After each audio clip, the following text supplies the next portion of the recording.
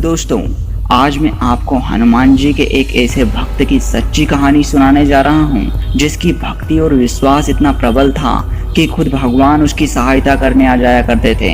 यह कहानी है मध्य प्रदेश में रहने वाले सेठ हरिलाल की, जिसके पास ना तो धन दौलत की कोई कमी थी और ना ही किसी चीज को पाने की उसके मन में कोई लालसा थी। उसके परिवार में उसके माता पिता, उसकी पत्नी और 2 बच्चे भी थे।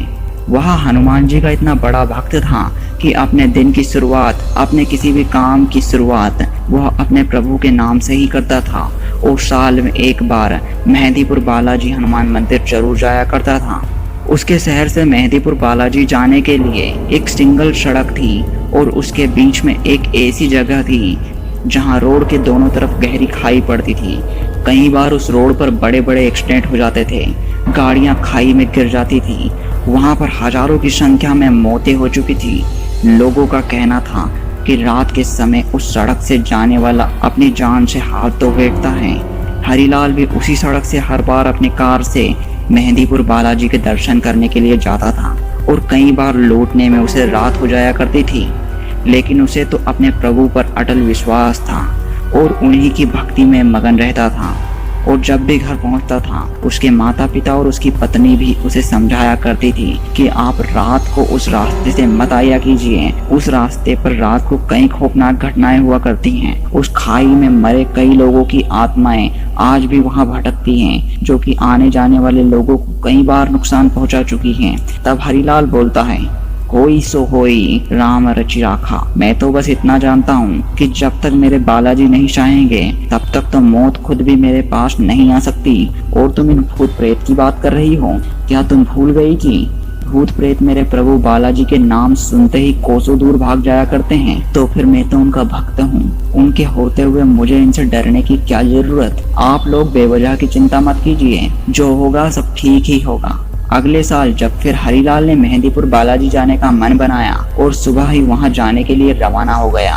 यह पहली बार था जब वह अकेले ही निकल गया था, वरना हर बार उसके साथ उसका कोई दोस्त या परिवार का कोई सदस्य जाता था। लेकिन इस बार सभी अपने अपने कामों में काफी व्यस्त थे, तो वह अकेला ही निकल पड़ा। लेकिन आज उसकी कार भी कुछ ठीक तरीके से नहीं चल रही थी। रास्ते में कई बार वह रुकी, जिसके कारण वह मेहंदीपुर बालाजी पहुंचने में काफी लेट हो गया था।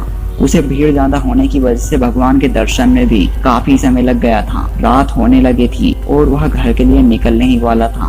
तभी एक आदमी जो उसे जानता था वो वहां आया और उससे बोला, अरे सेठ जी, आज आप अकेले ही आए हैं, कोई साथ नहीं आया? हरिलाल बोला, हाँ भाई, आज सभी अपने कामों में काफी व्यस्त थे, तो सोचा आज मैं अकेले ही हो आता हूँ। वैसे भी मैं अकेला कहाँ होता हूँ, प्रभु बालाजी हमेशा तो मेरे साथ रहते हैं। वह आदमी कहता है, रात होने वाली है, आज आप यहीं हमारे घर ठहर जाइए, सुबह होते ही निकल जाइएगा। आपको तो पता ही होगा रास्ता कितना खराब है और बीच में वो खतरनाक सी खाई।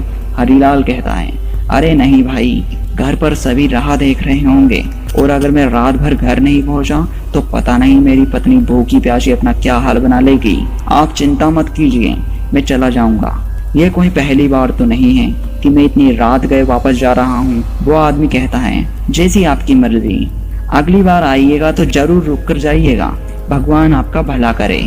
सेठ हरिलाल भगवान को याद करता है और बालाजी हनुमान जी का नाम लेता है और अपने घर को रवाना हो जाता है।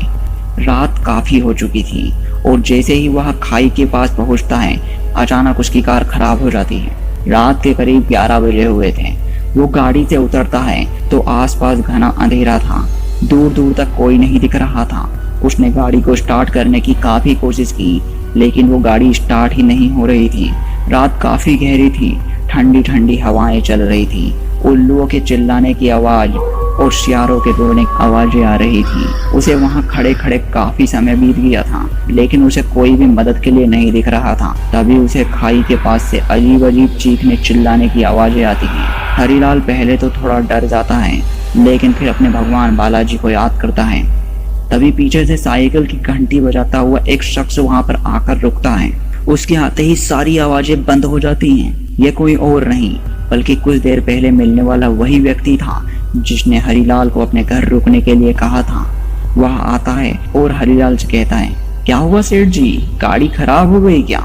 मैंने तो कहा था रात को इस रास्ते से जाना ठीक नहीं होगा। अब आप एक काम कीजिए, आप मेरे साथ चलिए। हरिलाल पूछता है, लेकिन कहाँ? वह व्यक्ति कहता है, वो देखिए उस टेकरी के ऊपर एक मंदिर दिख रहा है। वो हनुमान जी का ही मंदिर है जहाँ पर आज रात सुंदरकांड चल रही है। सेठ भी उस व्यक्ति के साथ वहाँ चला जाता है। जब वो दोनों उस मंदिर पर पहुँचते हैं तो मंदिर में कुछ लोग बैठकर सुंदरकांड का पाठ कर रहे थे। वो व्यक्ति भी वहाँ जाकर बैठ जाता है। कुछ देर सेठ भी सुंदरकांड का आनंद लेता है। फिर वह व्यक्ति सेठ से कहता है, सेठ जी यह सुंदरकांड तो रात भर चलेगी, आप यहीं बगल में सो जाइए और सुबह होते ही निकल जाइएगा। हरिलाल बगल में ही सो जाता है। अगली सुबह जब हरिलाल की आंखें खुली तो वह देखता है कि वो घास के ऊपर सोया हुआ है और उसके आसपास दूर दूर तक कोई मंदिर नहीं है। वह तुरंत खड़ा होता है और देखता है कि वह उसी टेकरी पर है जहां शाम को एक मंदिर बना हुआ था। वो आसपास देखता है लेकिन दूर दूर तक कोई मंदिर नहीं है। वो वापस अपनी कार के पास जाता है तो कार वहीं खड़ी थी। वह अचंभे में था कि मेरे साथ आखिर हुआ क्या था। फिर वह अपनी गाड़ी को स्टार्ट करने की फिर से कोशिश करता है तो कार भी एक ही बार में स्टार्ट हो जाती है। जिसके बाद वह कार से अपने घर पहुंचता है और सारी बात अपने परिवार वालों को बताता है तो उन्हें भी इस बात पर आश्चर्य हुआ। हरिलाल कुछ देर सोचता है और फिर कहता है, ये सब तो मेरे प्रभु की ही महिमा थी। और फिर सेठ हरिलाल एक फैसला करता है कि जिस जगह हनुमान जी ने वो मंदिर मेरी रक्षा के लिए बनाया था मैं उसी जगह बिल्कुल वैसा ही मंदिर बनवाऊंगा।